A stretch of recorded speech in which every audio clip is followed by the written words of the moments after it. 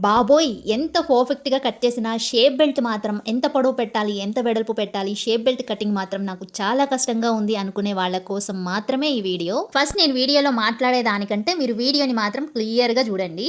Back part ఆధారంగా ఈ బ్లౌజ్‌కి ఫ్రంట్ పార్ట్ అయితే కట్ చేశాను. అదేంటక్క ప్రతి బ్లౌజ్‌కి బ్యాక్ పార్ట్ ఆధారంగానే కదా ఫ్రంట్ పార్ట్ కట్ చేస్తారు అంటారా?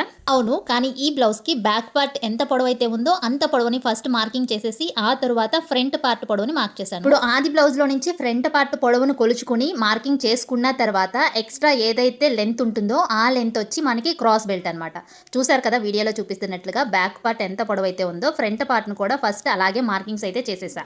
ఇవి డాట్స్ అయితే మార్క్ చేసుకున్నాను కదా! ఈ డాట్స్ని మనము ఫోల్డ్ చేసేస్తాం కుట్టినప్పుడు. ఇలా మనము డాట్స్ కోసం మార్కింగ్ చేసేసుకొని ఫోల్డ్ చేసుకున్న తర్వాత మిగిలినదే మనకి షేప్ బెల్ట్. మీరు వీడియోని జాగ్రత్తగా గమనించారు అంటే నేను చెప్పేది వినడం కన్నా మీకు చూస్తేనే అర్థమవుతుంది. ఇప్పుడు మనము తీసుకున్న క్రాస్ బెల్ట్కి ఖర్చులు కావాలి పైన కుట్టడానికి, కింది వైపున ఫోల్డ్ చేయడానికి. ఇప్పుడు మనము ఎక్స్ట్రా క్లాత్ని కట్ చేసుకోవాలి. షేప్ బెల్ట్ అర్థం కాని వాళ్ళ కోసం ఈ వీడియో చూస్తే అర్థమవుతుంది అనుకుంటున్నాను. ఒకవేళ మీకు అర్థం కాకపోతే కామెంట్స్లో కామెంట్ చేయండి. నేను నెక్స్ట్ వీడియోలో ఇంకా క్లియర్గా చెప్పడానికి ట్రై చేస్తాను. ఇప్పుడు మనకి షేప్ బెల్ట్ ఫోల్డింగ్ కోసం క్లాత్ కావాలి కాబట్టి ఇది క్లాత్ పైన పెట్టేసుకొని పై వైపున కుట్టడం కోసం ఒక పావించు ఖర్చుని ఇలా వదిలేసుకొని కింది వైపున ఫోల్డింగ్ కోసం ఇంకొక పావించు ఖర్చుని వదిలేసుకొని అటువైపున ఇటువైపున కూడా ఒక పావించు ఖర్చు ఉండేలాగా చూసుకొని షేప్ బెల్ట్ని ఇలా కట్ చేసుకోవాలి.